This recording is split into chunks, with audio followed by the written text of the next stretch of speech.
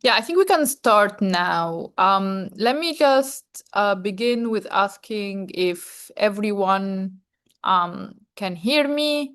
Can you please just write down in the Q&A if you can hear me? That would be fantastic. Yes, thanks, Abu Bakr. Thanks, Patrick. Perfect. That means you can hear me, and that means also you can submit your questions. This is gonna be quite a laid-back information session, so I really encourage anyone who has questions to just start putting the questions in the Q&A. If there's any part of anything that is not clear to anyone, again, please make note of that in the Q&A. I do not have a hard stop after the hour and a half that is dedicated to the Q&A, so I will stay with you as long as I answer all the questions. The session will be twofold. The first part, we're gonna go over the diploma. I'm gonna explain everything around the diploma, around application, around what we're looking forward to receiving. And then the second part, I'm gonna open it for the Q&A. So I'm gonna go through all the questions you're gonna have at any point and answer every single question, and allow you to also ask questions. So again, as I said, please, if you have any questions, submit them through the session, and I will take as much time as possible to answer all of your questions. First of all, I would love to start by welcoming everyone to this information session. This is the last information session that we're doing for this cohort. We've been doing individual information sessions for all our partner institutions across the continent, whether that's in person or online. But we also wanted to end with a bigger information session for everyone. So anyone from any institution, from any country who was not able to join any of the information sessions that we did before will be able to join this. And as I said, this is a time for you to ask questions if there anything is not clear, and I will answer all your questions by the end of this session. Let me share my screen and ask if again your help if you guys can see my screen. Oh, I think I lost it. Let me try this again. Can everyone see my screen, please? Let me know in the Q&A. Perfect. Yes, perfect. Thanks, Yomna. Thanks, Abu Bakr. Thanks, Gada. This is great. Now I know that everyone is listening well and also seeing my screen. So as I said, in this session, I will introduce you the Professional Diploma in Urban Development for the cohort 2026-2027. I will also take a chance to introduce you to the lab, what we do at the lab, and where we're situated, which is the African School of Economics in Zanzibar. The knowledge that I will provide you around the African School of Economics or the lab will be very important for you guys to be able to submit a much stronger application for the diploma. So also keep that in mind as I go along in this presentation. Before I start introducing the African School of Economics, where the Africa Urban Lab sits, I always love to introduce our founder. So Professor Leonard Wanshikong, he is a development economist from the University of Princeton in the US. Professor Leonard is originally from Benin, where he grew up and did his undergraduate degree. And then he moved to Princeton to pursue his graduate studies and became one of the leading development economists in the whole entire world. And currently, as I said, is teaching at Princeton.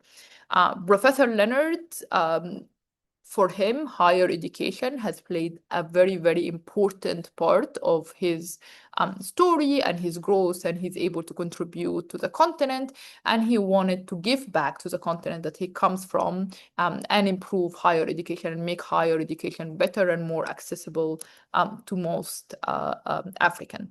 So In 2014, he started the African School of Economics, first in his home town or home country of Benin.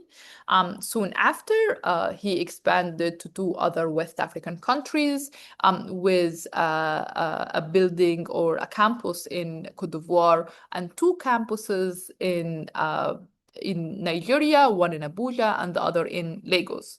But if you ask Professor Leonard and you ask him how many African School of Economics would you like to see on the continent, his answer will always be 54. I want to see as many African School of Economics in every single country in this continent. But of course, he can't start everywhere at once. But after establishing a very, very, very strong hold in West Africa, Professor Leonard wanted to go east. So in 2024, he established the African School of Economics in Zanzibar to be the eastern and southern threshold or southern point for the African School of Economics in East and Southern Africa. And with that, the Africa Urban Lab was established. Before I go into much detail into the Africa Urban Lab and what we do, I would also love to very fast to go over what has the African School of Economics have done over the past 10 years. So over the past 10 years, over 60 plus students of our graduates were able to land in top PhD programs across the globe. We have African School of Economics graduates who joined Harvard for their PhD, who joined Princeton, who joined Penn State, and many other universities.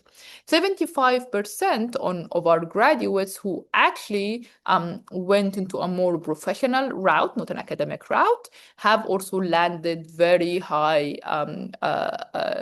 very high top tier jobs in either development organizations or in the government of their own states. We have a number of the African School of Economic graduates currently serving as advisors or as higher ups in their ministries and in their countries of origins. So as I said, over the past 10 years, the African School of Economics have graduated a number of influential and very well-established alumni. As I said, in 2024, Professor Leonard established the African School of Economics as the East African Regional Hub, and with that, we started the Africa Urban Lab. The Africa Urban Lab is the first research center under the African School of Economics, although there are plans for future expansion like a School of Arts and Sciences, a School of Business, and School of Public Administration. But for now, the one thing that we started is the Africa Urban Lab. So yeah, we're getting closer, guys, to the diploma. Just to explain very quickly what the Africa Urban Lab does. The Africa Urban Lab is a research center, as I said, under the African School of Economics. We do 3 main things. The first thing is around education and training, where the professional diploma lies under.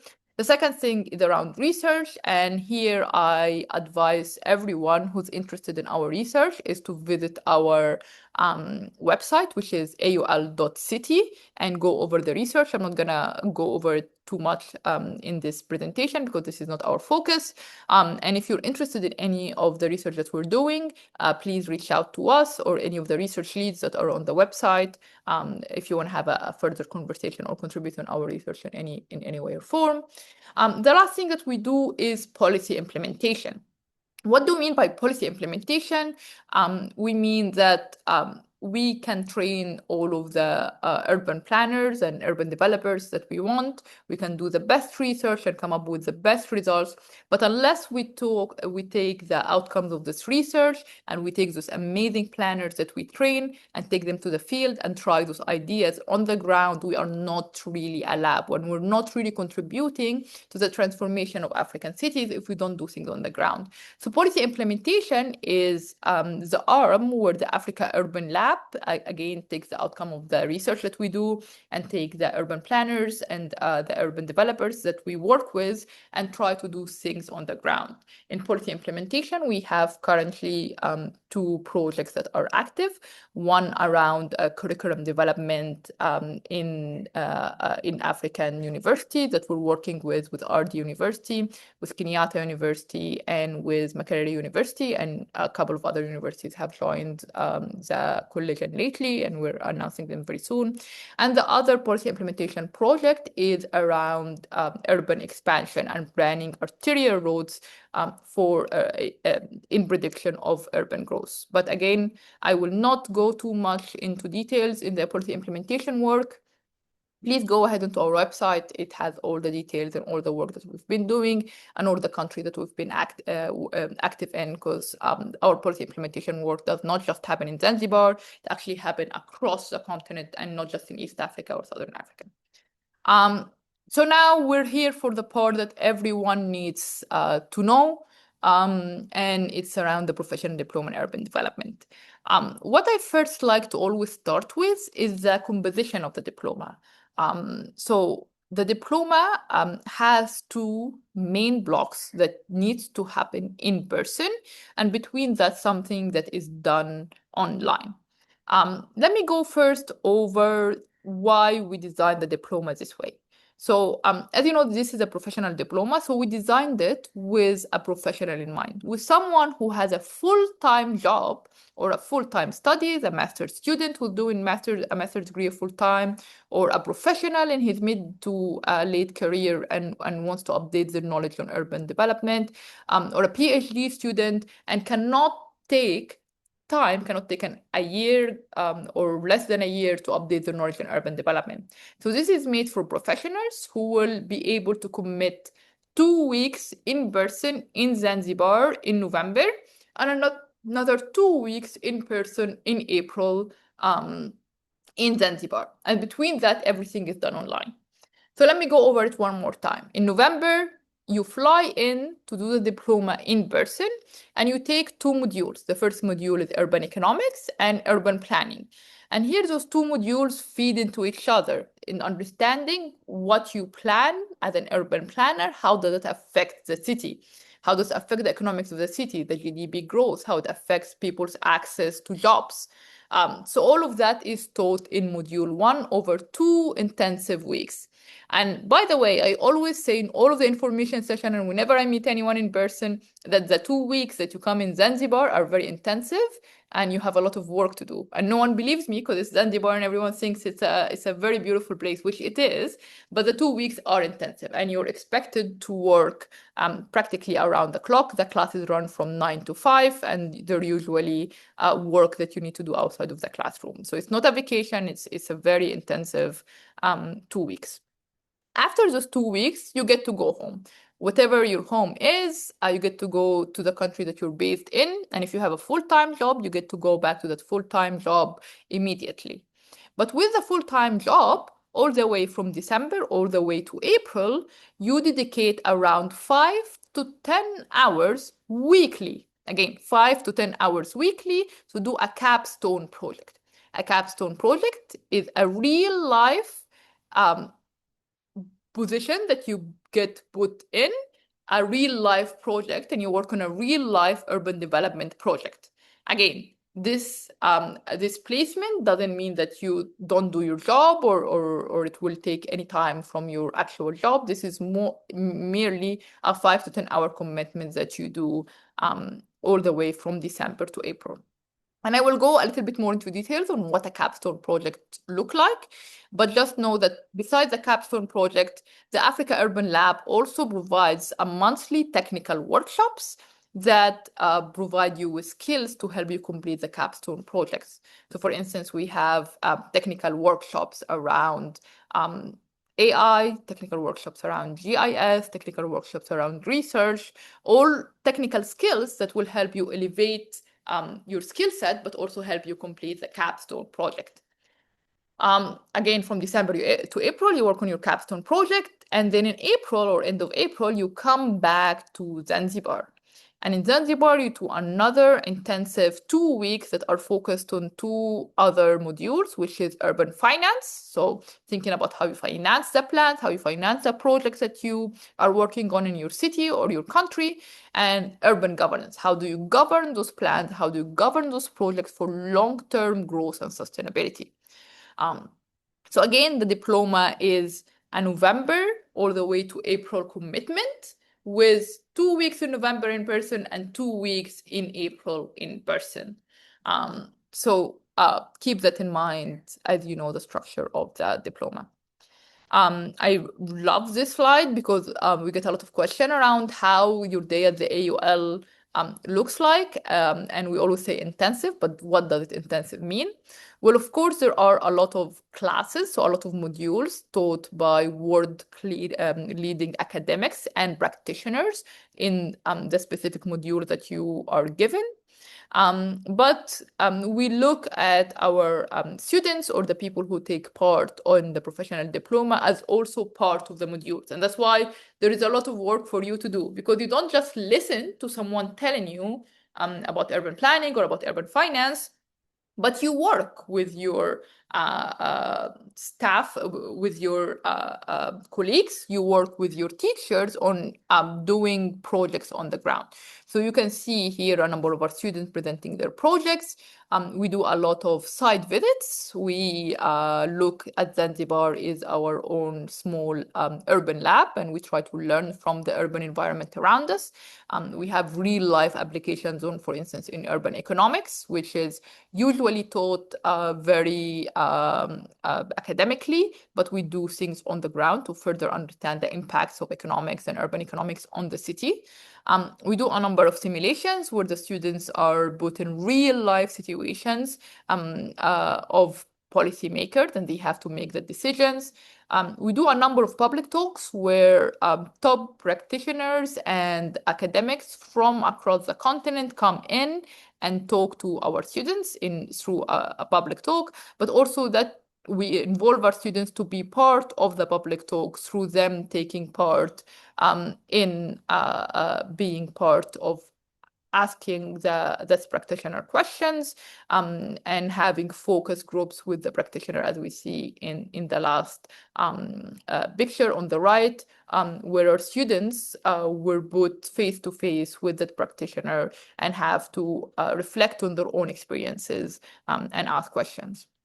The last thing that we actually added in the cohorts that just graduated last April is a project where you pitch for funders.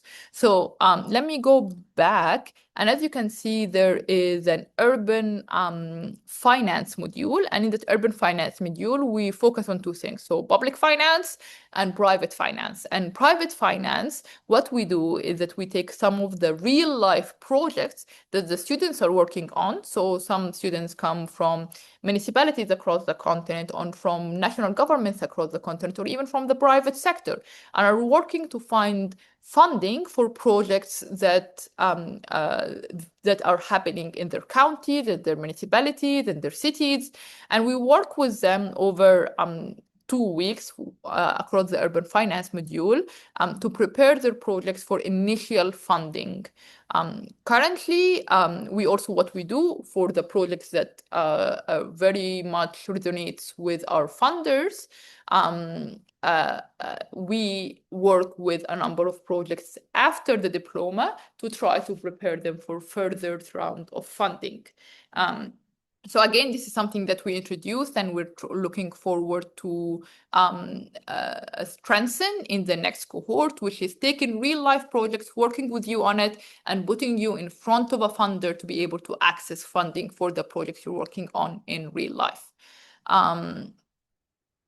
Hopefully that's clear. If there's any questions around that, please ask them in the chat, and I will answer all the questions at the end of the session.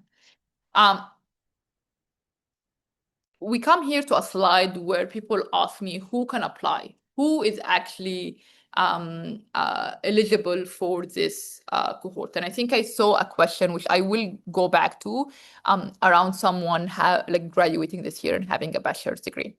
As I said, this is a professional diploma. So you do need to have your bachelor's degree before joining the diploma. What does this mean? What it means that you need to have a bachelor degree before November of 2026. We get a lot of questions from fresh graduates who are graduating right now in July or in August saying, can I apply for the diploma? Yes. The second question that we get around that area is, hey Heba, I want to apply for the diploma. I know you said I can apply for the diploma, but I don't have my graduate degree. I don't have my certificate of graduation yet. And you ask for that, and I'm gonna go over the application manual. But you ask for that in your application. Can I apply? Yes. And I will explain how for fresh graduates who want to apply and how they can apply. We've had a number of fresh graduates joining Cohort 1 and Cohort 2, while that's not the majority of our students. If you have an excellent application, there is a good chance that you will get admitted to the diploma. We always say that this is ideal for early and mid-career professionals with 2 to 10 plus years of professional experience. However, we've gotten students and we accepted them and gave them scholarships who had 20 plus years of professional experience. We, in the last cohort, we graduated the technical advisor for urban development for the Prime Minister of Senegal.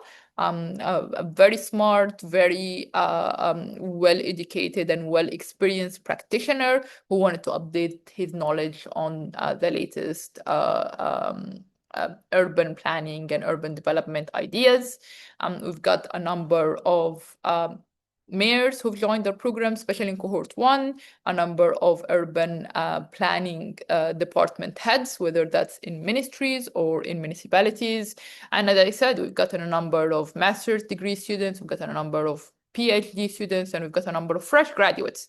So our diploma is open to anyone who have a bachelor's degree, have a very strong interest in urban development, a demonstrated interest in urban development, whether that's come from a private sector, public sector, academia, or whatnot. So we have a very, very, very big range of professionals who are joining the diploma.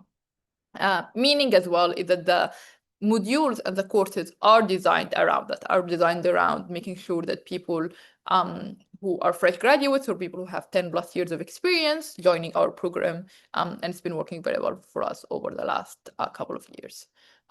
Again, I'm seeing some questions coming in the Q&A. Those will be answered towards the end of the session, don't worry.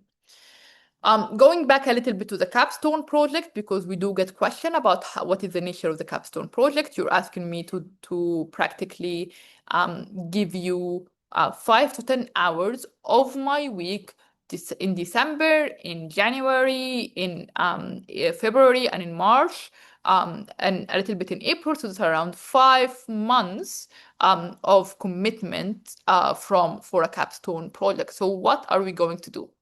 So what happens in the capstone project is the Africa Urban Lab takes a group of students from the professionals who have joined the diploma, and we match them with a real life institution working on an urban development project.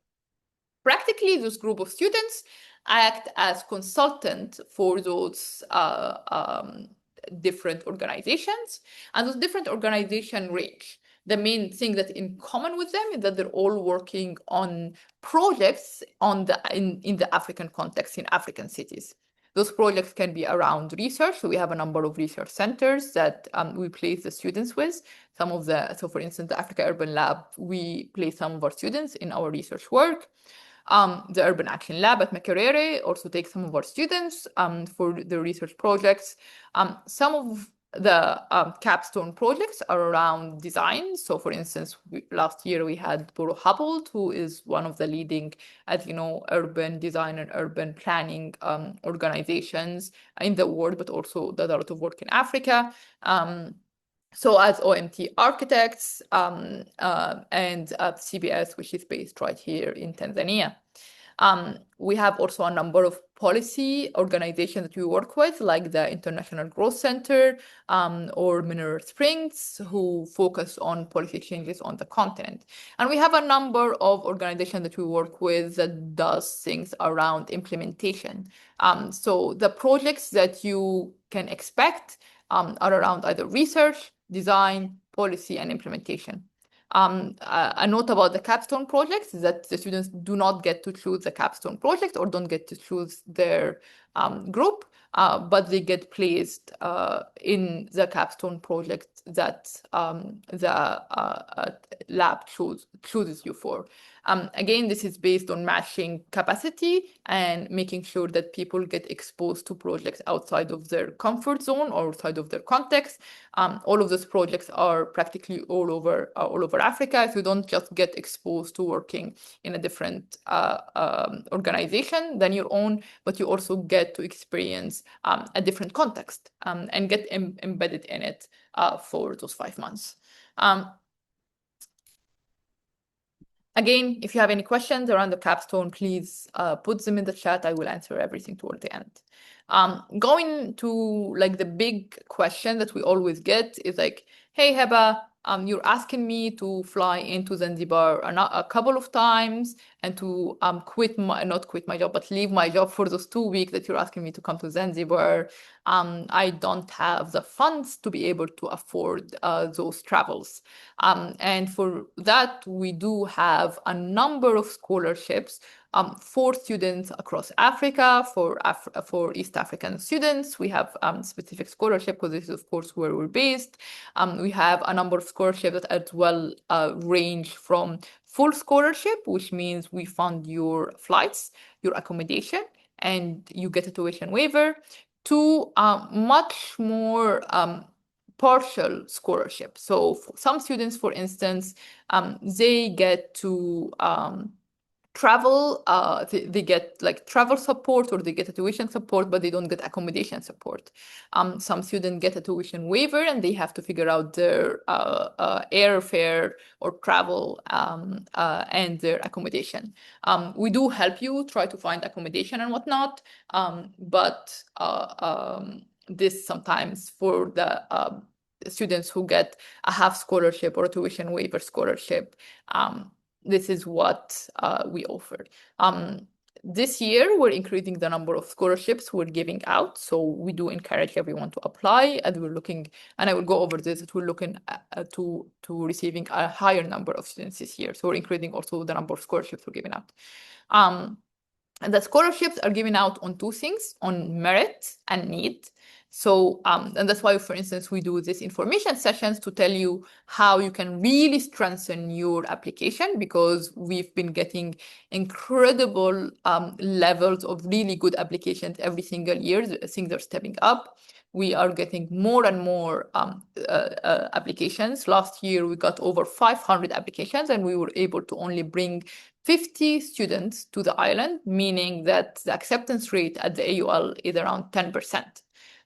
Which means that you have to do your absolute best to have a very strong application, to have a very competitive application to be able to get a scholarship. There is no separate application for the scholarship, so you submit one application for the scholarship, and through that application, the admission committee decides who deserves a full scholarship, a half scholarship, or no scholarship whatsoever. The deadline for this is August 1st. And I'm going to say this, and I'm going to say it again a number of times through the session. Start your application process early.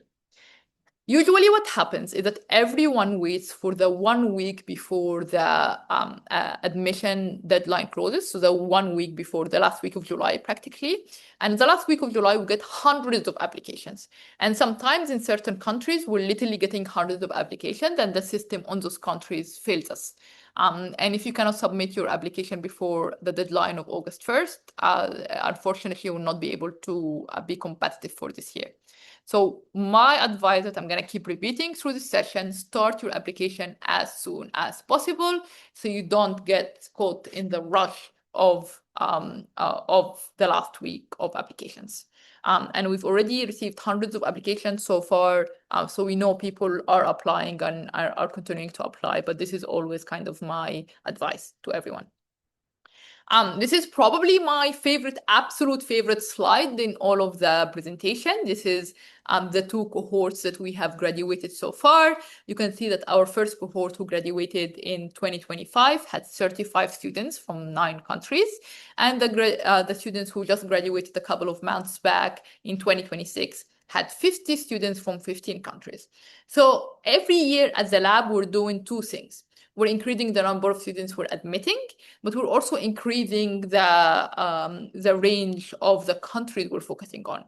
In the first year, most of our students came from 2 regions in Africa, which is East Africa and Southern Africa. Last year, we managed to get students from all regions of Africa, from East Africa, Southern Africa, West Africa, and even North Africa.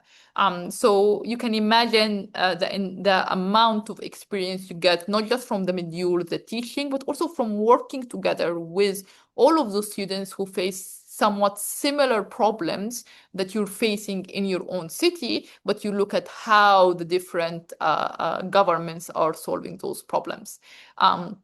So this is something that we take so much pride in, is bringing all of those practitioners, all of those academics together in one place, and letting them, most importantly, learn from each other. And if you are a follower of the Africa Urban Lab LinkedIn page, you'll see how the students rave about this experience and talk about the importance of in-class learning and cross and Pan-African learning as well. As I said, this year, we are looking to increase the number of our students. So we're looking at around 70 to 75 students to bring in this year. So this year, you do have a bigger chance of joining the Africa Urban Lab. So please do apply. We have increased the number of our people we're taking in, and we've increased the number of our students that are going to come in for this cohort. Again, this is a highly competitive application, so please put your best foot forward when you're submitting the application. And in the next part, I will go through over the application in detail, so do not worry about that. Usually I do a lot of those sessions and I do them in person, and I always ask people, now that you've heard everything about the Africa Urban Lab and the diploma, are you interested in joining the professional diploma? And I would always ask everyone to just kind of put their hands up to say, yes, I'm interested in joining the diploma. I really want to apply. So I'm going to ask everyone here to put their hands virtually if they want to apply. I see already some people have put their hands up. Just put your hand virtually. So, I know that there are some people out there who want to, and I'm getting tens of people right now saying that they want to apply. And I guess if you join this session, meaning that you do want to apply for the professional diploma. The first thing you need to do to apply for the professional diploma, you do need to go into our website. So aul.city/admission. This is where you get to apply for the professional diploma. So please know this link, know our website. Again, if you go into our LinkedIn page, our Instagram, or our Twitter or X, as the youngsters call it, you will be able to also get to our admissions page. But this is the link, this is the website, and this is where you can apply for the diploma. Thanks for everyone who raised their hands. You can now lower your hand, so it doesn't get confused with people who have questions. What I'm gonna do with you right now is I'm gonna go over the application manual. So I'm gonna go over the application. So once you go into aul.city/admissions, I'm gonna go over each part of what we are expecting to be admitted from your side.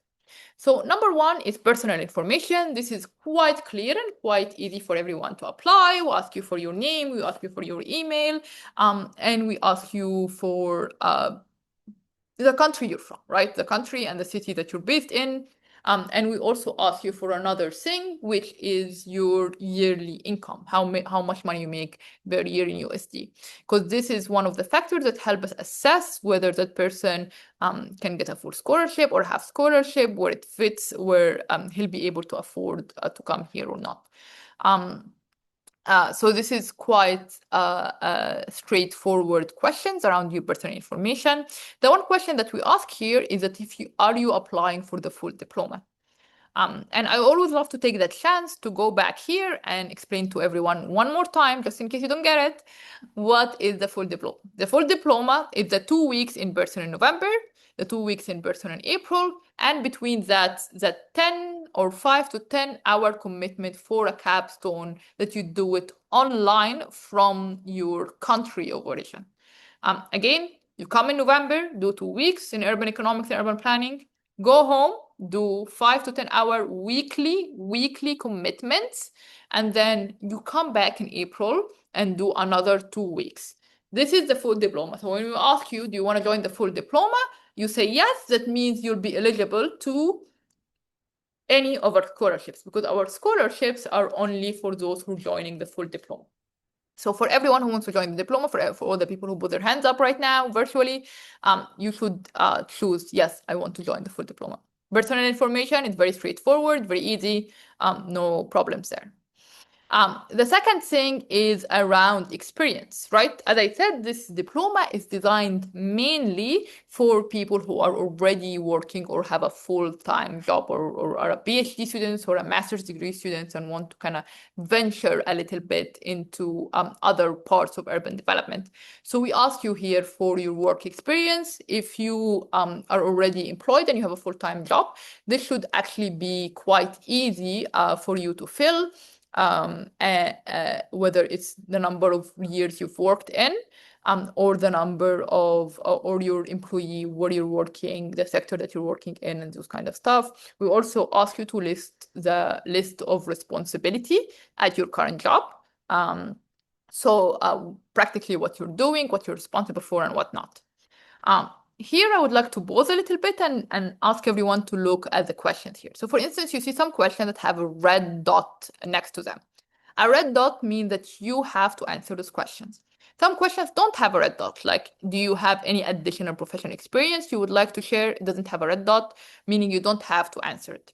Why we have included here the additional professional experience? Because, for instance, what we found that a lot of our students usually have more than one job. A lot of them are PhD students while working for a private sector, or a lot of them are from the public sector, but also have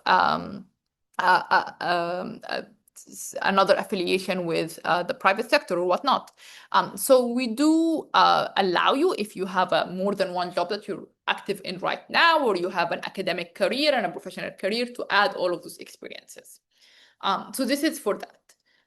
So I now went through the scenario where if you have a job, what are you going to add? And if you have 2 jobs, what are you going to add? What if you're a fresh graduate? You haven't had any jobs right now. You just graduated, or you're graduating as we speak. And we've gotten a number of, as I said, not a huge number, but we've gotten I think 2 to 4 students or 2 to 5 students every year who are fresh graduates and have done amazing and really benefited from the workshop. And you can easily here add that your relevant work experience is 0.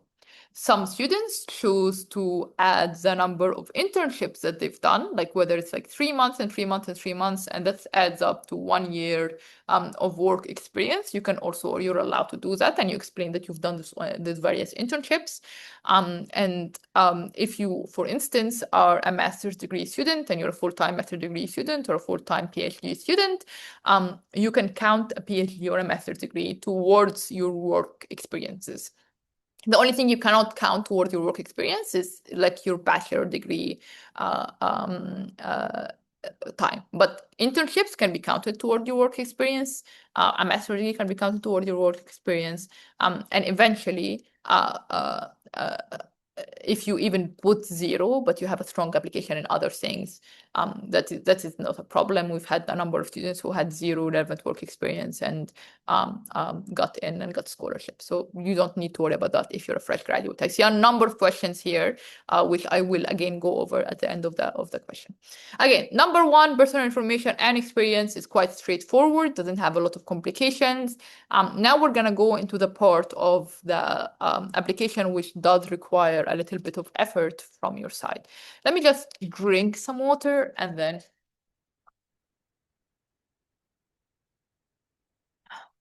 good.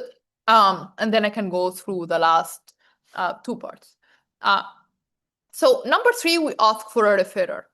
What is a referrer? So a referrer is either your supervisor at work or your teacher at school who can attest for your hard work, for your skill, and for your relevance to this specific opportunity, which is the professional diploma. So the number 1 thing I always say that you need to choose the right referrer. What does it mean? You need to choose someone who knows you very well, who knows your work, and who is ready to put time in to recommend you for this opportunity. A huge number of our applications, they refer to their direct supervisor at work.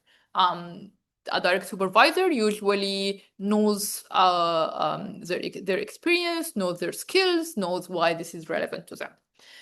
And another number of our students also look for the highest person that can attest or can be the recommender. Meaning that, for instance, we get a number of, like, let's say, urban planner in a municipality, and he chooses not to go for instance, the director of urban planning, but chooses to go for the sometimes the mayor themselves gives them the recommendation. So it doesn't really have to be your direct supervisor, but it does have to be someone that you worked under who knows you very well. As I said as well, it can be your teacher at school, it can be your professor, it can be your supervisor in your graduation project, whatever. Those all work for us. It's really important. So let's say you identified the right recommender, and that right recommender is your supervisor at work. He's the director of planning in a municipality, and you want to go and tell him, the next step that what you do is that you go and tell him, hey, I want to apply for the Africa Urban Lab Professional Diploma in Urban Development. Here is the link to the diploma. This is what you need to know about the diploma. And I will add your contacts for the Africa Urban Lab so they can reach out to you for a recommendation. Is that okay? Let's say he says this is okay. Another tip I will give everyone here, that you need to follow up with the recommenders themselves. The recommender is usually someone who's very busy, who gets millions of email every day. So you need to make sure, just, send a text or have a call every day. Hey, have you submitted my recommendation letter? I've submitted my recommendation letter. I've submitted my recommendation letter. This will usually this way kind of works very well with the recommenders. So practically the 3 things from your side you need to choose. You need to choose the right recommender. You need to share the material. He needs to know what he's recommending you for, right? And why this is relevant to your career. And the last thing is that you need to make sure that they submit the recommendation letter. So how does this work? How does the system work? So now you know what you need to do. How does it work from our side?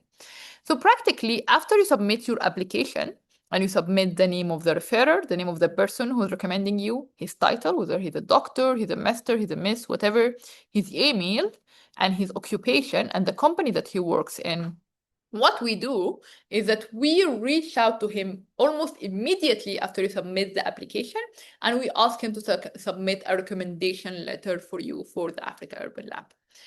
So once you submit their information, you're done. You don't have to do anything else. We are the ones who are sending him an email to get his recommendation. So the conversation will be between us and your recommender. It will not be between you, us, and the recommender. You just submit their information, and we reach out to them and ask them for the recommendation. In the background, as I said, the one thing you can be doing is just reminding him to submit the recommendation letter on time. Why is this really important? Is because the recommender does not submit your recommendation letter, your application will be considered incomplete and it will not go forward to the admission committee. So it's really important that you choose the right recommender and follow up with him to make sure he submits your recommendation letter. The last thing that we ask you is around documents, right? Here we ask you about your experience. You submit a little bit of your personal information, but we want to verify that everything that you have submitted is correct. So we ask you to submit a couple of documents. The first document is a CV. I think everyone on this call have a CV. The one thing that I would say about a CV or a resume is just make sure it's the most updated CV. You get a number of resumes that are a little bit older, that the applicant had actually moved up in their career or had a new job and they haven't updated their CV and they submit the old CV. Please submit your most recent CV. As I said, this is a graduate degree diploma, so we ask you to submit your bachelor's degree. And I'll come back if you don't have a bachelor's degree, what you can submit here. And as you can see, we also ask people if they have a master's degree, they can submit it, but you can see here that it doesn't have a red dot. So you do not have to submit a master's degree. If you have it, please submit it. Again, we go back to the fresh graduate who just graduated or graduating, but he does not have a full transcript of his bachelor of the 4 years or 3 years or whatever a length of his bachelor degree is. This is not an issue for us. What we will ask you is to submit a transcript for all of the past years that you have finalized. And if your application is strong and you get accepted and you into the diploma, what we will ask you is to submit your final transcript before you come into the diploma. So we understand that a lot of universities on the continent take time to issue their transcript. So what you need to do is that you will submit the transcript for all the years you have already finished, but you will be asked to submit your final graduation transcript before you come into the diploma. And that's why I always tell people, you need to make sure that your university will be able to issue a university transcript before November. If they're able to do so, then you will be able to join the diploma. If they're not able to do so, you'll have to apply for next year. Hopefully that's clear. And then the other thing that we ask is a personal statement. A personal statement is practically your plea to joining this diploma. Practically, we ask you for 3 things, any 3 things. You can Okay, let me rephrase this. So for the personal statement, you can write it in whatever way you would like. We have had a number of students who wrote their personal statements in very different ways, and a lot of them have gotten accepted into the diploma. But the one thing that's in common between all the people who got accepted into the diploma is that their personal statement had those 3 main elements. The first element is around your relevant work and educational experience. So practically here, you tell us, you don't repeat your CV, but you tell us what you studied and how it's relevant to the Africa Urban Lab. So you can say that, like, for instance, you studied urban planning, and through the knowledge in urban development, this will help you become, for instance, a better urban planner, a more well-rounded urban planner. So relating your work or your educational experience to the work of the Africa Urban Lab. This is really important, relating your work, your education experience to the work of the Africa Urban Lab. The second thing is around why you want to attend the diploma. As I said, this is a very highly competitive diploma. We do have a limited number of scholarships, although we increased them this year. There's still a number of scholarships. We can't go beyond that. So why you want to attend the diploma program? Why specifically your education and your work experience allows you to really benefit from this diploma? And then the last thing that should be present in your personal statement is around your goals after the diploma. You're going to gain such a huge network of urban planners and urban developers and economists from the diploma. You're going to get a lot of cutting-edge knowledge on urban planning, urban economics, urban finance, and other things. You're going to be placed with a capstone project. How are you planning to take that knowledge, to take that network, to take that view and new understanding of urbanism and move forward in your career. This has to be very clear for us, is that this is not just another educational experience for people, but it's something that you're going to take further ahead with you in your career. The last thing that we ask you to submit is a writing or a work sample. And here a writing or a work sample can be anything from a research paper, a plan, a GIS project, a project you worked with in your ministry or your government. It can be practically anything. It doesn't have, as I said, our students come from various backgrounds, from planning backgrounds, from economics backgrounds, from sociology backgrounds, geography backgrounds. So the different projects that they work on is completely different. So as I said, it can be a writing or work sample. It doesn't have any specific instructions around that. You do not have to make anything new. This is something that you've already worked on. It can be your favorite project that you've done in your undergraduate, a research paper that you wrote for your master's degree. It can be your own master's degree, a chapter from it, preferably. It can be a project you worked in as a planner or as an economist that you want to submit to us. It can be any of those things, and they will be accepted. This is important for us to see the level of work that you have done, the level of writing that you're in, and most importantly, I mean, needless to say, everything that we have asked for needs to be submitted in English. This program is done fully in English, and for the non-English speaking countries, the Swahili countries or the North African countries or the West, some of the Francophonic West African countries. It's unfortunate, but this is the language that we chose to unite everyone.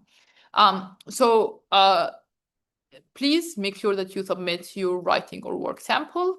And with that will be kind of like the number of documents that we ask from you.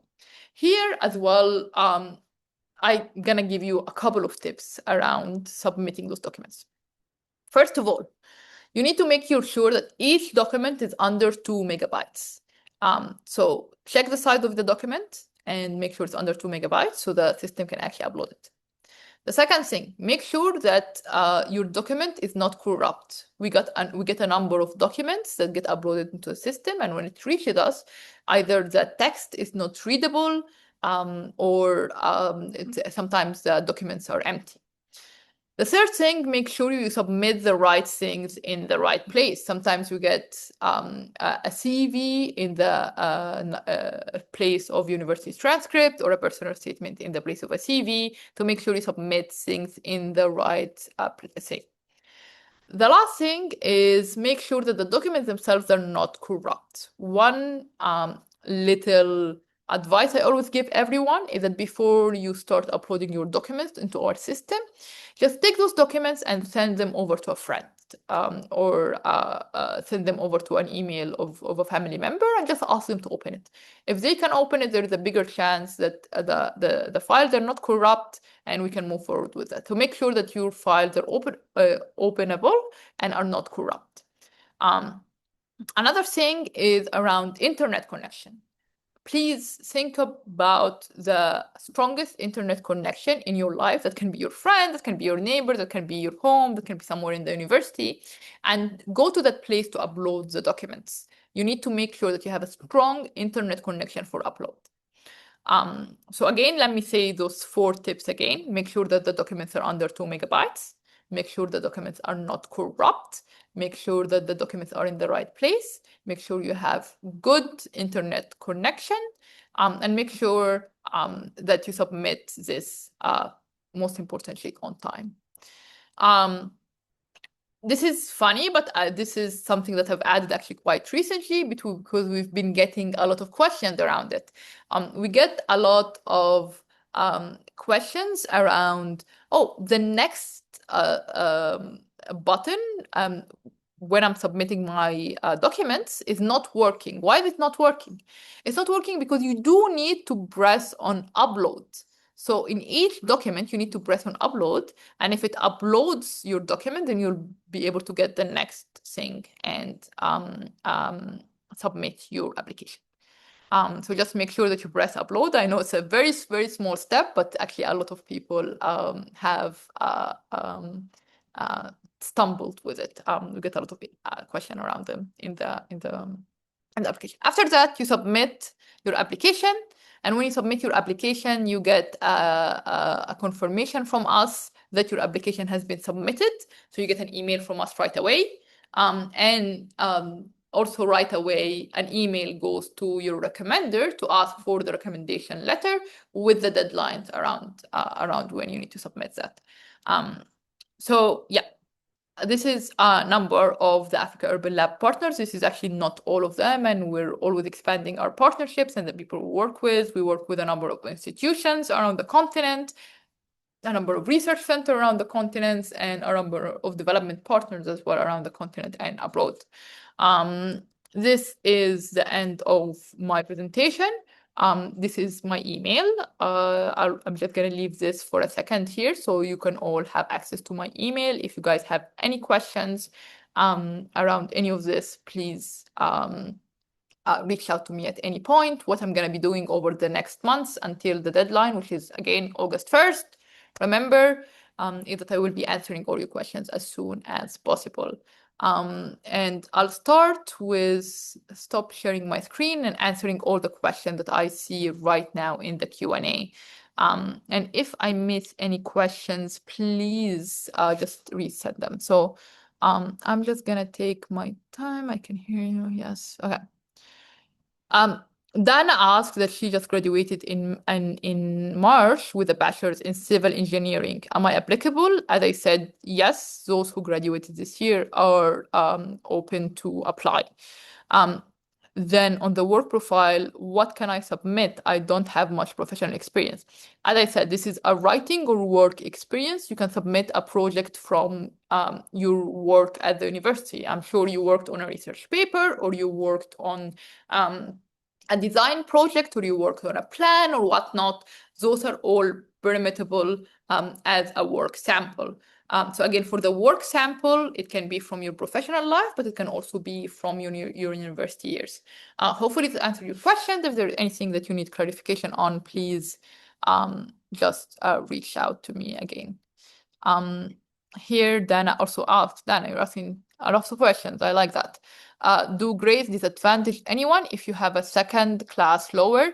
So, okay, so second class lower or higher class lower, that is different terminologies around the continent for different things. So I don't know what your context is, so I cannot answer specifically about second class lower, what that means, because it's, again, different context, means different things.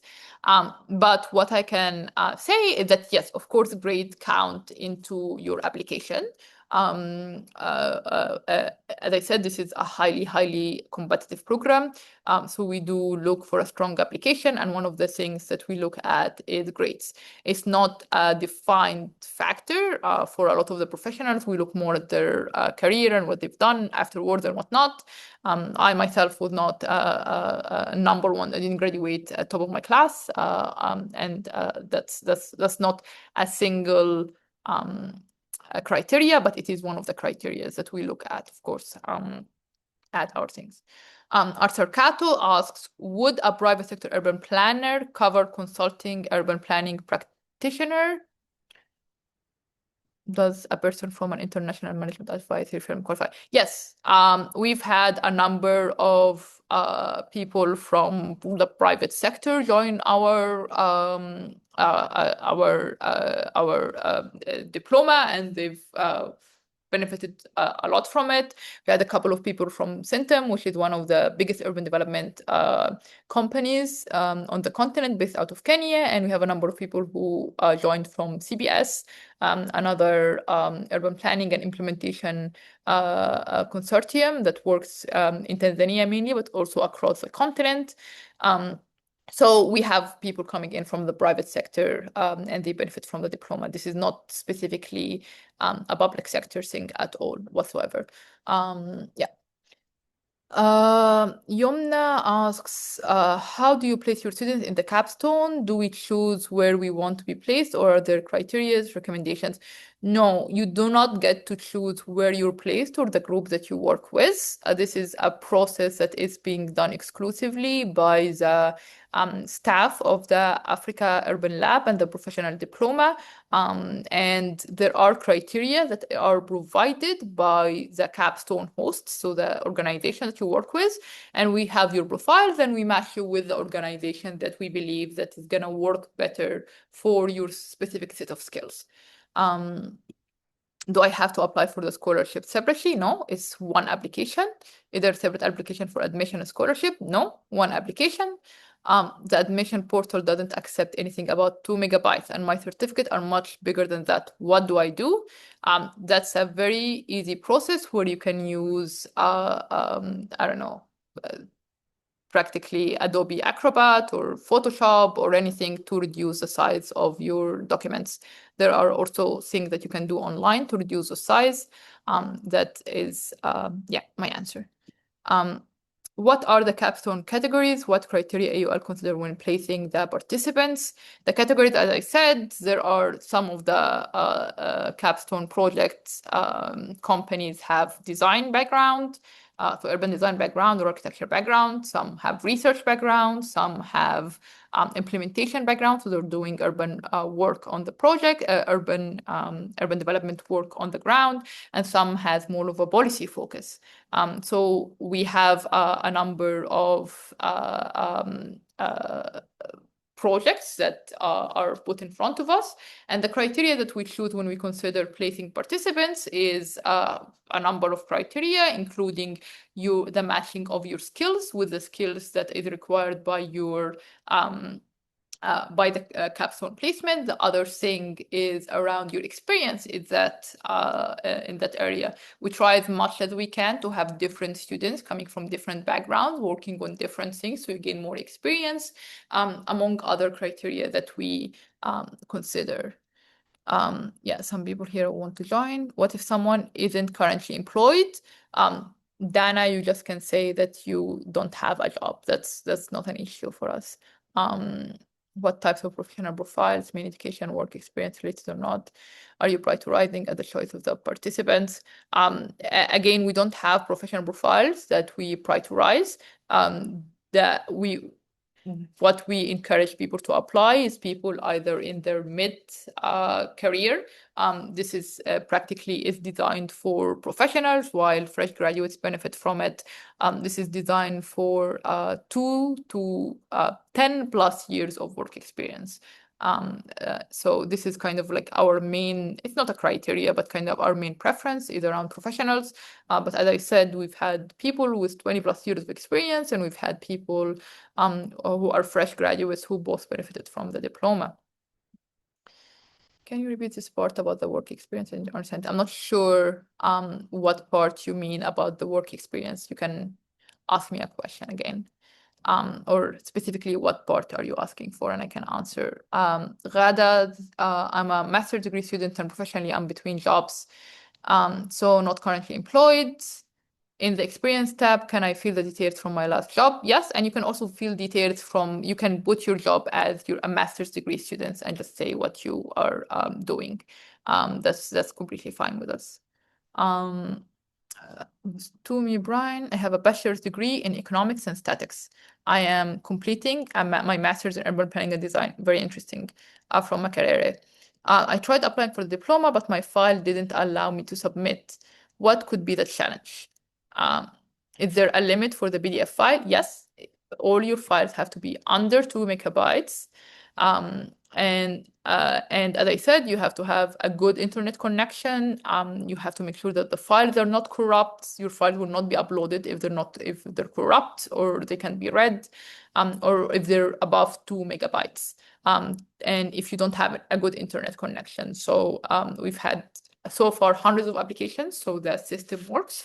So what we always advise people is just recheck the files that you're uploading, make sure they're under 2 MB, make sure you have a good internet connection, and try uploading again.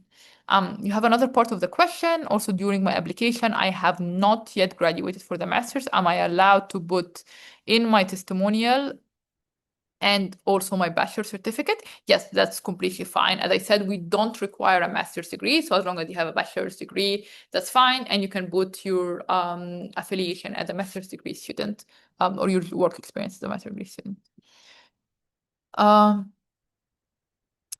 Yes, Yomna, we will be contacting the referrer to submit the recommendation letter, as I said.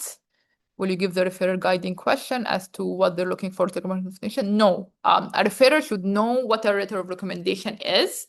And if they don't, they can also Google it. So they know what a letter of recommendation is. What we provide to the recommender is a link to the diploma. And you should be working with the recommender on what should be included on the letter of recommendation. So he should know that beforehand, okay? Is there a deadline for them to submit the letter of recommendation? Yes, there is a deadline for them, and that deadline is based on when practically you submit your application, but it's usually within 2 weeks of you submitting your application, is a deadline for them. And this is given into the email that we reached out to the recommender in.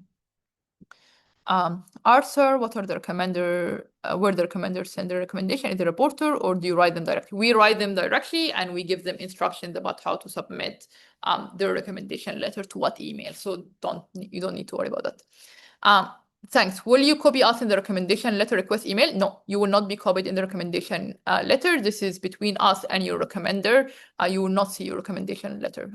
This is only for us, between us and the recommender, to guarantee that the recommender actually is honest in what he writes. Do you want the certificates too, or just the transcript? The transcript. Can I submit a postgraduate diploma certificate where there is a section for masters? Yes, feel free to do that. Could you advise what applies in cases where an applicant has completed their degree and compensated employment, but has not yet received the official degree certificates due to unforeseen circumstances and can instead provide formal evidence on completion?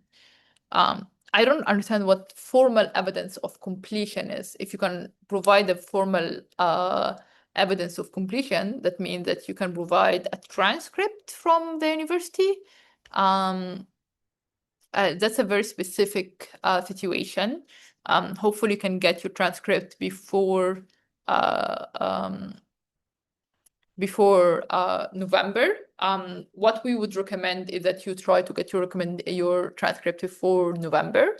And you can, through the diploma right now, through the application, you can submit the transcript for the years you've already finished or you have already obtained, or any degree of something that you've already obtained.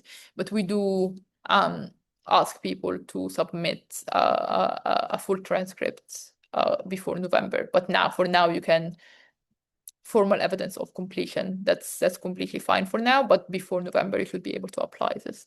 And this is a very specific case. We don't really have people who graduated for a number of years and have not gotten their transcript yet. So I would also recommend that you can, if that's very specific, just email us at info@aul.city and we can get back to you. Would proposal qualify as a work sample? I don't know what a proposal is specifically. So if you can specifically tell me what a proposal is in your case, I think that's completely different from every across different professions. So just if you tell me what a proposal is, I can help guide you a little bit better. This is for Arthur Cato. Sandra, you asked, can I submit a postgraduate degree? Yeah, I have already answered this, so I think that's fine. Patrick, can I submit more than one work sample? If you want to put them all in one file, yes, but they also have to be in one file, although one work sample is more than enough for us. But if you really want to go with more, you can put them as long as they're in one file, yes. And of course, under 2 megabytes. As you know, the screens, it allows submission of only one reference. Is one reference sufficient? Yes, we just need one reference person from you. So yeah, that's it, one. Can you take us through the process of applying for the scholarship? there is no separate application for the scholarship. You just submit the application that I went through right now with everyone, and this is sufficient for you to qualify for a scholarship. If you get admitted, you automatically move into the scholarship committee, and the scholarship committee decides who gets what scholarship. So there is no separate application for the scholarship. Regarding the work sample we need to submit, are we required to submit the entire piece? No, you're required to submit whatever you see that is sufficient for you, what is sufficient for you to show your skills, to show what you're working on. Yomna, yes, you can submit a competition entry as your work sample. It's practically anything you worked on, design, research, implementation, as long as you can submit it, that will be fine. Is it eligible to apply for scholarship for someone who is currently outside of Africa? Everyone, again, no one is applying for scholarship. There is no separate application for the scholarship. Everyone who gets admitted is automatically sent to the scholarship committee, and they decide where the scholarship is open to. Again, there is no restriction around joining the diploma for Africans if you're not from Africa. In the first cohort, we had a couple of people who are working on Africa, but themselves were not African, and they were able to join. The scholarship, again, it's based on merit and need. So this is something separate, but there is no limitations on whether you are based currently in Africa or not. What does the scholarship cover? As I said, there are various scholarships. Some of the scholarships are full scholarships, so we cover your airfare, your accommodation, and your tuition waiver. Some scholarships are partial scholarships, where we can cover, for instance, your tuition waiver and either your accommodation or your airfare, and some scholarships just cover the tuition waiver. What are the tuition fees in case someone misses the scholarship? The tuition fees for the whole diploma, all the way from November all the way to April, is 4,500 USD for those who don't get a scholarship. Is diploma transcript in software engineering sufficient to apply? Again, we don't have a diploma transcript in. So I don't know if the diploma transcript is equivalent to a bachelor's degree or not. But you do need to have a bachelor's degree in whatever field to apply. So if what you're saying about the diploma transcript in software engineering sufficient, if that is equivalent to a bachelor's degree, yes, it's sufficient. If not, it's not equivalent to a bachelor's degree, it's not sufficient. Can someone apply from academics or academia? Can someone from academics or academia apply? Yes, we get a number of professors and teachers from across the continent who apply to our diploma, and they get accepted. In the last diploma, we had head of research department, research services in Bahir Dar join us. We had a number of professors from a number of universities across the continent join us. So yes, of course, you can apply if you're just an academic. Can you repeat how to write the professional part of the application? Do we list the task? Do we write paragraph? We were saying tips and my intent got disconnected, so I didn't catch it. I guess this is about, I'm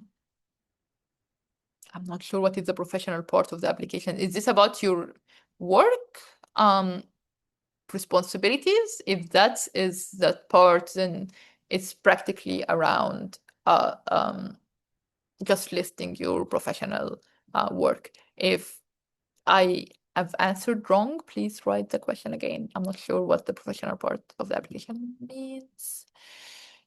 David, you say you are in a private research consultancy. You serve as a research assistant and you do not directly involve in fieldwork or implementation. Your work is around literature reviews.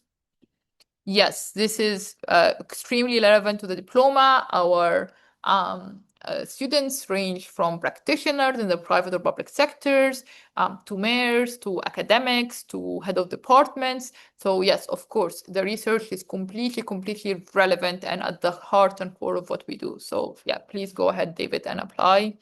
And Rose asked, how many students are you taking for this year? As I said, from 70 to 75. Last year we had 50, so we're increasing the number of students.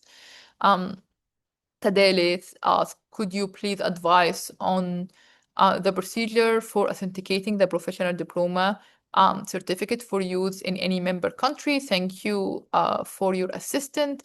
Again, a professional diploma is authenticated by the authorities here in Tanzania. The African School of Economics has many campuses across the continent, so the African School of Economics works there.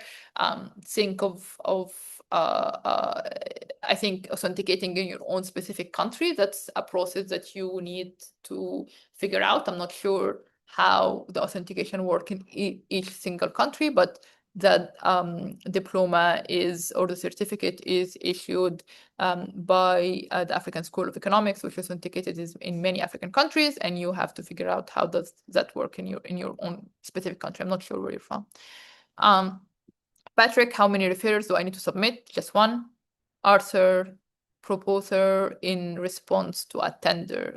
This is when I ask what proposal do you want. Yes, this is completely fine if you've worked on that and it shows that you worked on it, and that's completely fine. Yeah. Nicholas, I've already submitted. Great. Looking forward to receiving your application. Luan, hopefully I'm pronouncing your name wrong. I mean, work experience in the field of urban development. For instance, I'm a civil engineer with work experience mainly on road safety. Yep. I do not have a specific experience in urbanism, but I consider my work in road safety and road design is really improved with an experience in urban planning. In this perspective, I would like to pass this diploma, but I don't know my profile meets. Yes, of course, your profile meets the basic skills. We've had a number of civil engineers and road engineers that have joined this diploma. As I said, this is not specifically for urban planners, not specifically for economists, not specifically for civil engineers or geologists.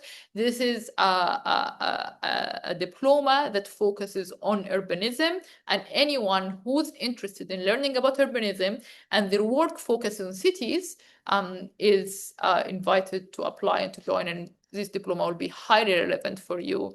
And as a civil engineer, Luan, your work on roads and your work on road safety is at the core of cities. So please don't be not encouraged to apply. You are a perfect fit to the diploma. And as I said, we had a number of civil engineers. Amayer, my diploma is in French. Do I need to translate it before submitting? Yes, that would be ideal. But what is more important than translating your diploma is making sure that both your practically your letter,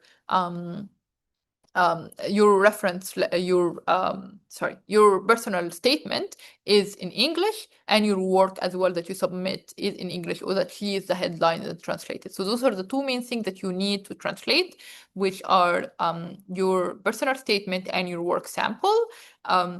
The diploma, if you can, please do translate it. However, sometimes if there is no way and you explain that to us, then we can accept the diploma in French.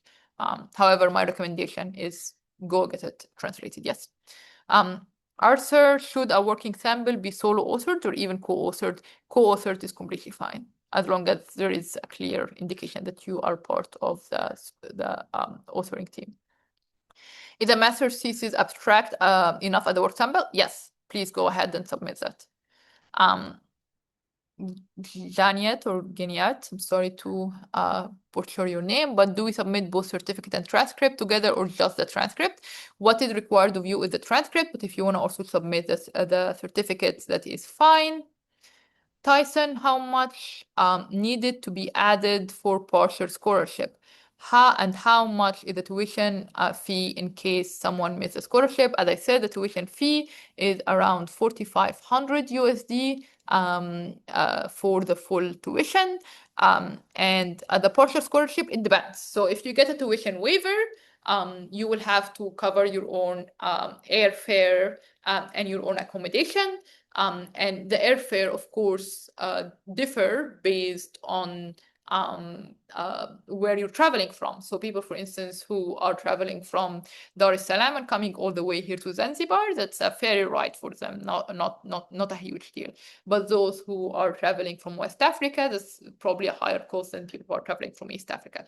So how much is for partial scholarships? It depends on the type of scholarship that you get, and depends on where are you flying from, and depends on, most importantly, how, for instance, for accommodation, it depends on, you want a single accommodation, or you're open to shared accommodation.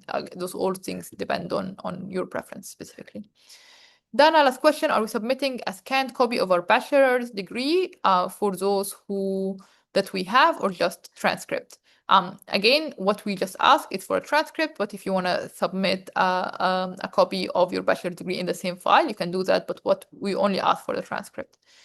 Can you submit a project report that you contributed to, but not the sole author? Yes, David, you can submit a co-authored report. What are some of the areas that the capstone cover? Again, it depends on your capstone placement. Some of the capstone projects have focus on design, some of them have focus on research, some of them have focus on policy, and some of them have focus on the implementation. So it depends on the capstone placement that you're going to have in. I think those are all the questions. Am I? No, we still have more questions. Thanks, Ghada. Nahum, for the amazing conversations at the point. If new applicants have further questions, we the last graduates. Yes, Nahum is one of the fantastic graduates that we've had over the last cohort. As Nahum has mentioned, thank you so much for your intervention, Nahum. As Nahum has mentioned, you can easily go to the LinkedIn page of the Africa Urban Lab and reach out to any of our graduates for any further questions. They'll be more than happy to help. They have themselves went through the experience and they know it more than most people. Thank you again, Nahum. Maxwell, are both transcript and degree certificates required, or just certificate? Just transcripts. So that's what we ask, is a transcript. The degree, if you want to add it, you can add it, but we ask for the transcript. How will the diploma benefit my career? Well, it depends on your career. I'm not sure what is your background. As I said, this is a degree based on advancing people's or professionals' knowledge on urbanism and urban development across the continent. Some people come from urban planning backgrounds, and now they're able to have a more bigger understanding of how cities operate financially and economically. And some people come from an economics background, and because of the diploma, now they're understanding the urban planning part of their economics. So it depends on where you're starting and where you want to take your career and how this will benefit you. I'm not sure what your background is, so I can't answer more in details. I think those are all the questions that I was asked in the chat. Again, if you have any more questions, please, you have my email, reach out to me, and I will be able to answer the questions. That's what I'm going to be doing over the next 2 weeks, is answering all the questions. The last thing I want to say is that the recording of this will be online. So we'll post it on our LinkedIn page, on our Twitter account, and on our Instagram account as well.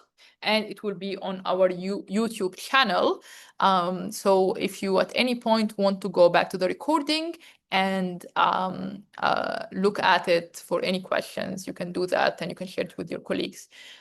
Thanks everyone again for bearing this 1.5 hours with me. Thank you for all the questions. I know that people are interested, and the main reason that we are doing those information sessions is we want everyone to know about the diploma and to get the best possible chance in having a very, very, very strong application, so you'll be qualified not just to be admitted to the diploma, but also get a scholarship and join us here in Zanzibar in coming November. Again, reach out to me anytime if you have any questions. Reach out to info@aol.city if you have any questions, and good luck everyone with your application. Then I'm looking forward to have some people who tell me, hey Heba, I joined the information session online and I learned so much and I got accepted. And here I am in Zanzibar. So good luck everyone. Have a great day. Thank you so much. Yeah, good luck with your application.